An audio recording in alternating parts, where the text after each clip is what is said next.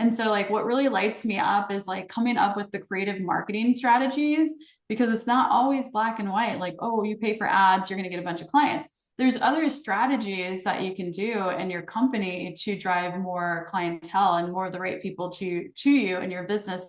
So I get really excited about scaling businesses. And then I'm really excited about the podcasting side because I believe that everybody has a important message to share and to inspire and get their voices out there, and to be heard and seen is so powerful.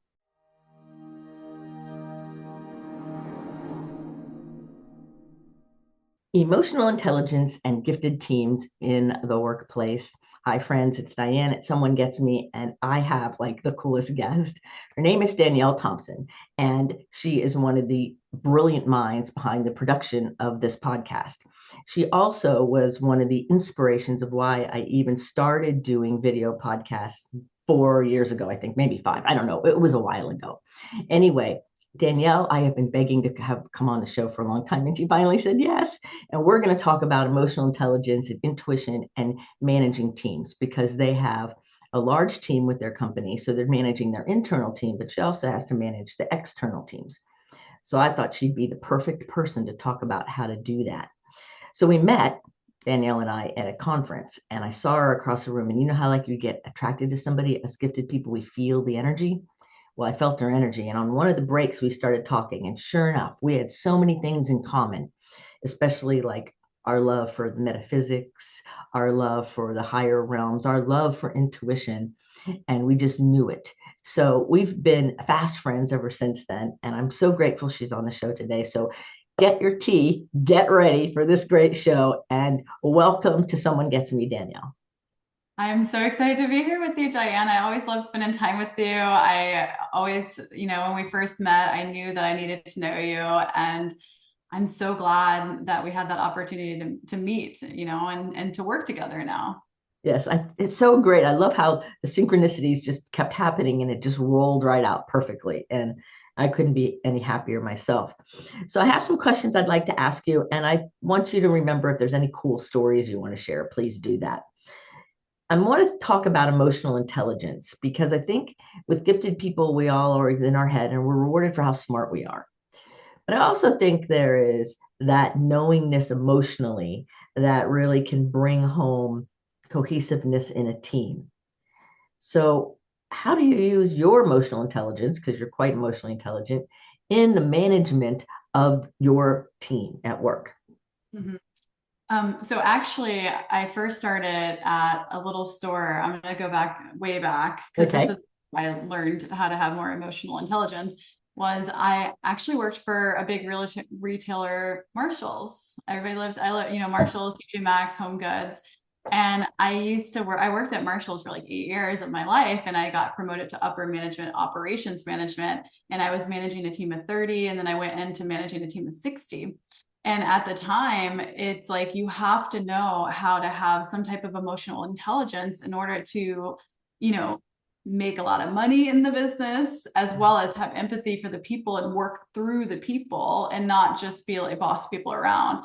And so when we first started the Serious Take Productions and our brand Broadcaster Authority, we have a team of 20 that we're working with. And it's important to me that I don't like to go into too deep a detail of like knowing their personal lives so much. Like I like to give it a little space there, but I do like to know like what are their hobbies? Like are they big movie addicts? Like do they like to go to the movies, or do they have other hobbies? Like do they like to color or art, or um like what are their hobbies? Because I want to go and when their birthday rolls around, I want to be like, hey, I just bought you this gift card or this art set or this, and just show that I actually listen. I think having emotional intelligence is about listening. And Diane, you're a great listener.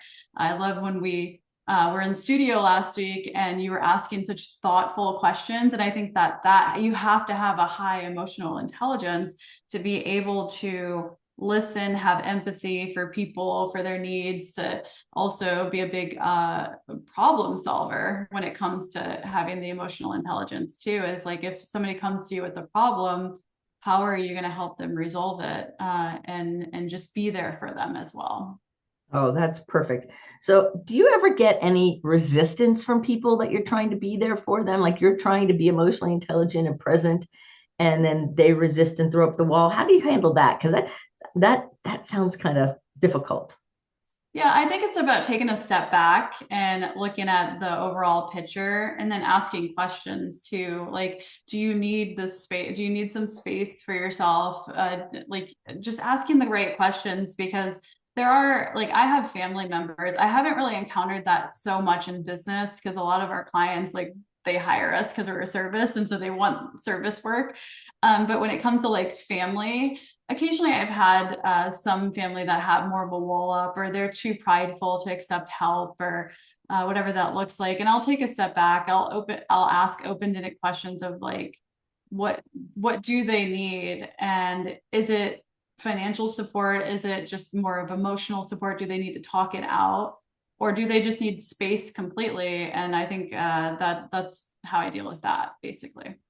Right. And so by asking that open-ended question, you then honor what their response is. Yes. I've had so many times in my life where people said, "What do you need?" And I said, "Just need, leave me alone. I need some space. I'll let you know when I'm ready to talk." And then they keep wanting to talk. And I'm like, okay, It's because you're an empath. I right. think that like I've had throughout my entire life, I've had people that is complete strangers come up to me and they just tell me their whole life story of, like childhood trauma and like these really deep stories that, I'm not going to share with anybody else. But I mean, I think that's just being part of being an empath too, is having that's why they keep talking to you. On going. They keep on going. And it's like, no, I need space. No, they keep on going. And, Yeah. and that's okay because there's a part of me that's learned how to kind of navigate that, and kind of be pliable. But I grin sometimes inside, like, okay, clearly that person's desire or need, if you will, to be heard is Mhm. much greater than my temporary need for space because I can get that later. And validating and hearing that person is more important in that moment. Exactly. Yeah. A Yeah. lot of people just want to be heard. Right. And they needed somebody to share it with. And if they're sharing it with a stranger, then there's no risk to opening up and sharing stories that they've never shared with anybody before. Right. Totally. That's true. So Broadcaster Authority is a media company. Mhm.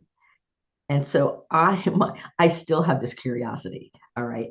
So Tamara, the co-founder, who y'all, Tamara's been on this show too. So I'm sure they'll put a link to Tamara's interview in the show notes. But totally different personalities, really cool, both cool people.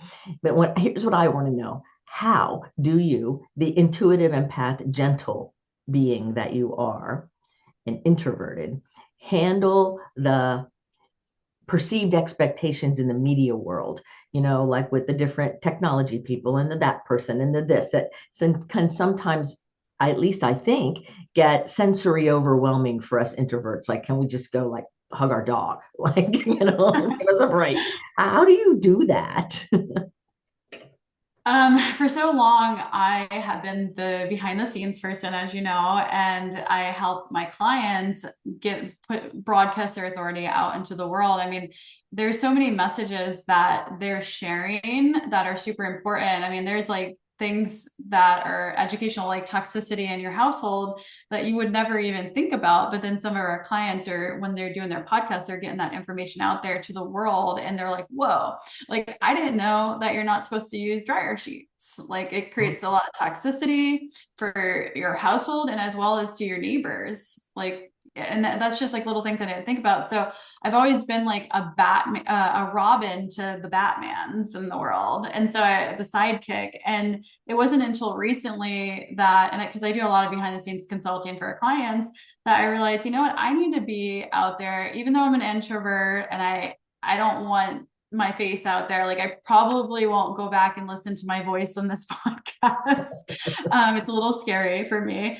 But I think it's important that we all have messages to share and they're super valuable, and you're not going to connect with everybody. Like, it's going to be like a light switch. Like, you're not going to connect with everybody, but for the ones that you're meant for, it'll be like a light switch turned on for them to like listen to you and hear you out and learn from you as well. Like they need you, you know? So that's why I'm putting myself out there this year, even though I don't want to, is because I know a lot about marketing and operations.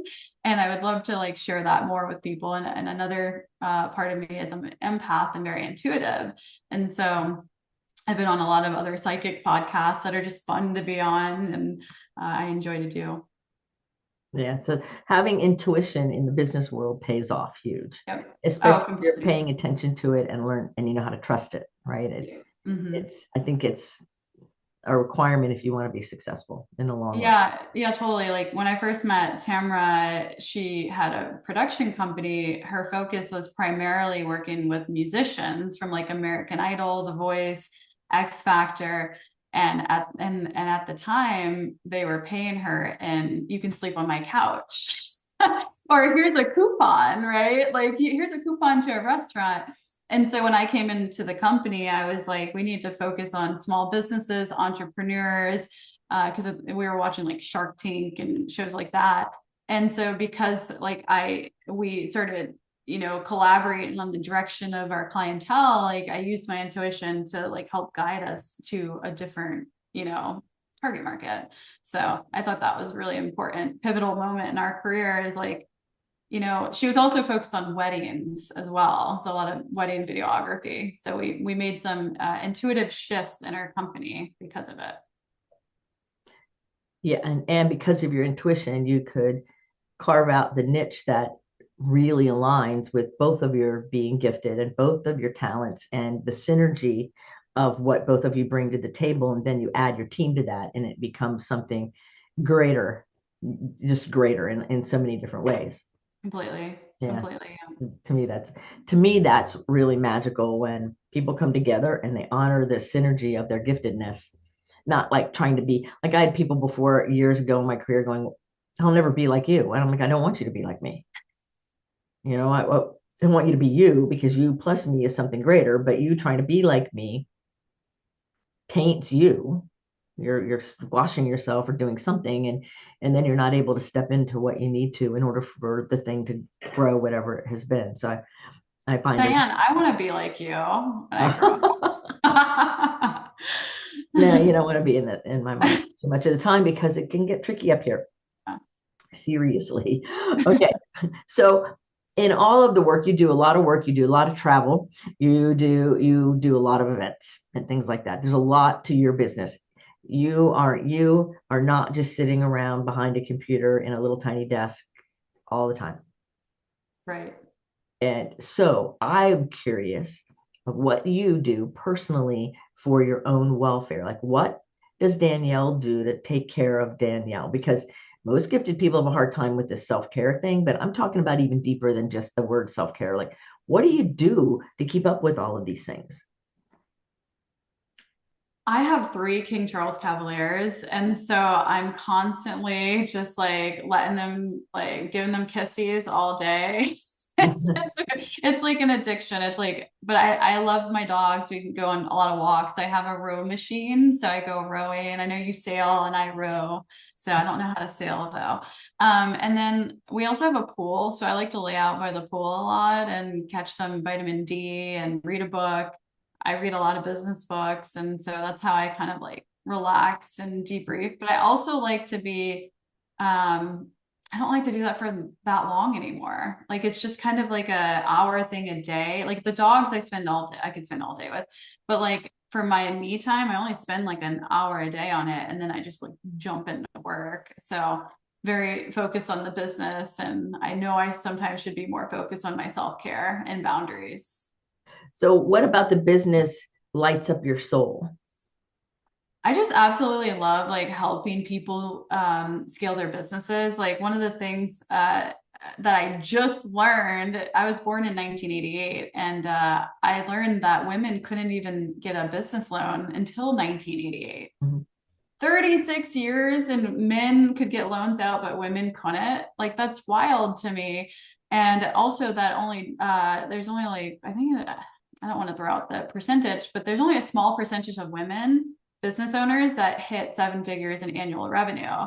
And to me, that was shocking because I was like, why is that? Like it seems so easy to certain people, but then for other people, it's a lot harder. And like, why is that? And so, like, what really lights me up is like coming up with the creative marketing strategies because it's not always black and white. Like, oh, you pay for ads, you're going to get a bunch of clients. There's other strategies that you can do in your company to drive more clientele and more of the right people to you and your business. So I get really excited about scaling businesses, and then I'm really excited about the podcasting side because I believe that everybody has a important message to share and to inspire and get their voices out there and to be heard and seen is so powerful. Yes, and podcasting is so intimate, especially if somebody's listening audio and they've got headphones on. It's a like a one-on-one or a two-on-one, whatever, like relationship. And I mean, I've had people show up where I'm doing speaking engagements and say, I've listened to every one of your shows, and they act like they're my best friends and they know me really intimately. And they probably know more about me than some of my friends because my friends probably don't listen to the podcast and hear the stories, but they think they know me really well, and I don't even know their name. But on some level, they do know me, and I think that's true with all of us in those ways where we're yearning for the connection.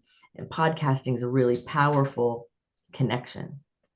Yeah, and just, like when we first met, you were doing the audio only podcast, and then you started doing YouTube, and I was like, this is amazing because people get to see your demeanor, the way that you handle yourself. Like I love your backdrops, like, the little, I think that's a crane, right? It's a heron. Yeah. Oh, Karen. Okay. But I just like people get to know you, and it is an intimate thing, and you are building deeper connection with people, and that's why we're here on Earth. Like we're meant to build stronger connections with other people. It's very important. So, Yeah. Yeah. There's a crane on that side. oh, there it is. Yeah, that's the one I was looking at. The Just little kidding. ones, I just realized I put the crane in here. And my little black puppy is trying to climb up on my lap. So And everybody, he's gonna join us you because we might love dogs. have to like let Allie come with us. You can hang out right here, okay, sweetie. Anyway, she likes to join in the podcasting, and that's one thing I love about podcasting is it's personal in that way. I have this one friend of mine who he's been doing his podcast forever, and he had this cat, and every time he was recording, the cat would walk down the hall, meow, meow, meow, and in the background you could always hear the cat. No, and not loud. It didn't distract you from the podcast, but you knew that he was a person, and it was a home, and it wasn't so overly polished that it was sterile. It was real and cozy kind of. And so I think That's the that's one best of the things, podcast. that's one of the best podcasts that there is. So another question that I have is you guys travel a lot and you do a lot of really amazing things in addition to your work. But where is a place that you've been that surprised you? Wow. So we've been to a lot of places, like you said. There's so many beautiful places. Like one of my favorites is Sedona, first off, like Mhm. Sedona, Arizona. I love the energy of the mountains, the portals. I always go to the crystal stores. I always love that. But one of the most impactful things recently for us was going to Egypt and climbing the Great Pyramid and going in the tombs. And I actually tripped down the Great Pyramid and I did a little tumble and twisted my ankle. So that was fun. So you have a um, story now, I guess, yeah, right? yeah, can you imagine? And then I was also 70 pounds heavier when I was actually climbing up the Great Pyramid. So that was an uncomfortable period. But we had a great awakening there, and we were going down the tombs, and it would like if you ever been to Egypt and you go to like down into the tomb area, some of it is like a trek down a mountain, like in these really tight spaces. And I realized at that point, like, man, I gotta lose weight because I was at my heaviest. And it really wasn't until that period of being in the energy of Egypt that I felt the awakening that I needed to make a big change in my life. So I'm glad I got to go to Egypt. The scenery is amazing. The Nile River cruise is great. And yeah, I think Egypt was one of my most interesting trips I've been on recently. It's really neat. And so within the trip was this Mhm. amazing awakening that Mhm. helped transform you to yet another level of your intelligence, your intuitive and your emotional and your cognitive intelligence. So, how have you woven some of those new awakenings into your work world with your teams since Egypt? Ooh, that's a good question. Um, Because you naturally have somehow, I'm sure, because when we have an yeah, awakening, it affects us. yeah, with the teams. So it's me being more proactive in my communication with the team and making sure I'm receptive to the feedback that I'm getting from team and the feedback from even clients. Is like before when I used to receive feedback, I was kind of shut off to it. I'm just like, no, this is like sometimes I didn't agree with the feedback I was receiving. But like there's just something about the energy of Egypt when I came back, and it like opened the way that I communicate with my team better. And having more of the teaching moments of like how can we do things better? Like how can we also, like example, like in Egypt there's different languages, right? And so it's like how can we integrate like captions that can promote different languages on YouTube? There's like different technology that we could be using to get more innovative.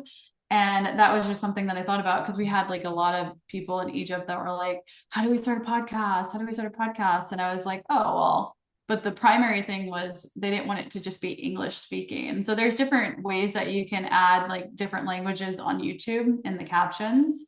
And then as well as like for the micro clips too. So Oh, that's really exciting. So yeah. I think one of the things that's a benefit of being a gifted person with all this intuition is no matter where you are, whether you're on vacation or whether you're working, whether you're just walking down the street, that these intuitive hits, I call them like these inspired ideas, just pop in. And then when we start walking down the road of them or enacting them somehow, we start seeing where they're going. And it's not always the same direction that we thought it was going to in the beginning. Mhm. I think that's really cool. Yeah. Yeah, completely. That's really, really cool. So, how about telling everybody about? I know you guys are all loving Danielle. She's great. So, how about telling everybody a little bit about what Broadcaster Authority is and what you do? Because you do much more than just one thing. And then we'll have more questions about that. Yeah, so Broadcaster Authority, we are a premier podcast and content marketing agency, or we consider ourselves a media company. And our primary goal is to broadcast our clients' authority, to get our clients more visible on different social media channels, on their websites. Like there's different strategies that we do to consult our clients on getting better reach, better downloads, more growth as well as more clients, and how to drive more leads to their podcast and to their business. And so the whole purpose is to get your message out there and get your voice heard, and then also just drive that organic growth back to your business as well. Oh, that's amazing. That's really wonderful. I love it. So, I have only a couple more questions for you. Is there anything else that you wanted to share that I haven't mentioned or asked about yet? I just want to share that, like me seeing you in studio recently, we're gonna go back there visually, and when you're talking about helping neurodivergent kids and adults, I thought that was really cool, and you really inspired one of the gals that we had on the panel, and she actually was brought to tears. She was crying, and in the back of the studio, she came to me and she said, "I know why I was meant to be here today," and it was because of Dianne. She's like, I'm a neurodivergent and I needed to be here today to meet Dianne. And I thought that was so impactful. And that's why you do what you do when someone gets me, because you want people to feel heard. That's why we work together like that. We're getting your message out there, and like people need you. And I'm so grateful and honored to know you as well. And your mission is just a beautiful thing. Oh, thank you so much. So, okay, now I'm all emotional. So now I lost track of what I was going Like she was bawling, crying. It was really so beautiful to Yeah, see well, how it impacted her. at one point she came up to me and she grabbed my hand, like, to thank me. And I had rings on and I'm like, okay, okay. Like, she's grabbing me so hard. And I'm like, wow, is amazing. And on the plane ride out from Charlotte to Vegas, I had to get a later flight because there were all these delays and it was very frustrating. And my operations manager kept saying, call Tamara and Danielle and tell them you're not coming. or come and go the next day. I said, no, I'm going. I'm going. I mean, Wow. and this is And what I'm imagine doing. if you couldn't make it and And you made so, it. so I'm on the plane and I'm sitting there, and the woman sitting next to me was like visibly not feeling well. She was rubbing her eyes and everything. And I thought, oh, if she's physically sick and I'm sitting next to her in a 4 hour flight, that's not going to look good. But then she didn't look physically sick, but I was nervous about that at first, right? So after a little while, she just you could just tell she was struggling. And I'm like, okay, I'm an introvert. I typically do not insert myself in other people's lives. In fact, I don't know that I ever have. And my jacket I was wearing was like a coppery color, and so was hers. And I've never seen, they weren't the same copper, but they were similar. So I finally reached over and said, are you okay? And then she started sharing about how she had aircraft incidents when she was in the military. And she was really nervous about being on the plane, but she was flying to see her daughter do a fencing competition. And her husband was over there, and she was coming to meet them, and all of these things. And we talked the whole way to Vegas. And at the end, she said, thank you so much, because she didn't have to be all stressed out for the whole trip. And then when we got in the airport, she was such a sweetheart. She followed me to baggage claim. She made sure I got in the taxi. She like took care of me all through the airport. It was so sweet. And that wouldn't have happened if I didn't follow my intuition and I didn't say, I'm going out there and I'm going to do this. And this decision's made, and the opportunity opened for me to use my free will to choose to say, okay, let me just insert myself here. And I've never really done that before. And I think that's one of the most powerful things about having emotional intelligence and intuition in general, is that we have the ability to kind of follow, even if we're not sure where it's going. Yeah, and I mean, how impactful and powerful is that you didn't even think you were going to show up and you met two people that really needed you to show up and that's amazing. And like for me too, like I'm a huge introvert. I don't like to put myself out there. I don't like, like I said, I don't like to even hear my voice. But when I think about it, even when it comes to like sales calls, example, like it's not about us. It's about the other people, and that's the thing is like we're here to help emotionally guide people into a path that, I don't really know, but usually it's just to emotionally be there for people so that they feel seen and heard. And you're doing that in your line of work, and it's so beautiful to see that. Oh, cool. Thank you so much. I love what I do. It's kind of like you. Like I spend time on me, but I love my work.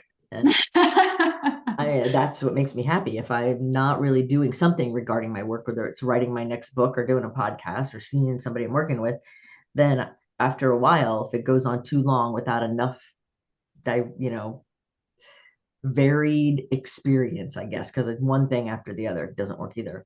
And the Yeah. novelty, I guess, then I start feeling a little nihilistic, like, what's the point? And then something will always happen. But I like to keep that diversity flowing. Yeah. Yeah. So, your final question is, um, if we were going to put a billboard up that has Danielle's quote that you want the whole world to see that represents you, what would that quote be? Oh my gosh, I feel like I'm put on the spot here. Um, I don't want it to be cheesy, so I just feel like I have to really think about this. You can think about it as long as you want to. We have all day. Yeah, well, I've always like felt like, and it goes with us being introverts, is like when you do feel a lot of resistance, that's a sign you should go after it. Mhm. And it's always that moment, like there's been times where, and intuitively in your gut if not something's not meant to be for you, but at the same time there's a different feeling when you have certain resistances that you need to recognize as fear, and when you just push through it, that's where the transformation really is. So when there's resistance, you know, you should go after it at times when it doesn't feel like it's a gut feeling of just telling you no, but it's just more so fear. So Right. So that existential fear you're talking about, the function of it is to be prepared, which is exactly what you're saying. And a lot of mhm. people think that all fear is in a fight, flight, or freeze, and that would not be correct. That's a part of it. But there's another part of fear that's very important to understand, and that is the existential part. What's the function, because it has a function. And the function is get ready for whatever it is, right? To do the thing, to push through, to, maybe you need to do your homework before you go take the test, or maybe whatever it is, you need to pack before you go on the cruise. You need to make sure you have things in line. And so we might have that fear, but that doesn't mean run from it. And it doesn't mean to cripple ourselves. It means get ready. That's the function. And then we deal with the emotional part. And so that's exactly what you're describing, which is, I think, so powerful for us to remember, because as humans, we feel a little fear sometimes and we want to just hold our breath and shut down. It doesn't serve us very well to do that all the time. I Yeah. completely agree that, and that's a sound bite right there. There you go. That's perfect. Okay. So everybody, thank you very much for listening. And I know you got a lot of wisdom from Danielle. And of course, all her contact information is in the show notes, as is mine. And I want to thank you, Danielle, for coming on the show with me. And I've been bugging you for years, and you finally said yes. And I'm so happy, because I think what you said is so useful and powerful, because I think so many introverted people who have the sensitivity like you hold themselves back thinking they could never be successful. And they're in error when they think that. And you're a living example that you can step out of that comfort zone enough and really pull off something amazing. So thank you. Thank you for having me. It's been so much fun. Ah, what a riot. All right, everybody, remember, put your face to the sun so the shadows fall behind you, because you're a rock star. You're here on purpose with a purpose. So remember what Danielle says: when you feel that fear and resistance, give yourself permission to go for it when it's right. Till the next episode of Someone Gets Me, this is Dianne and Danielle saying, be well.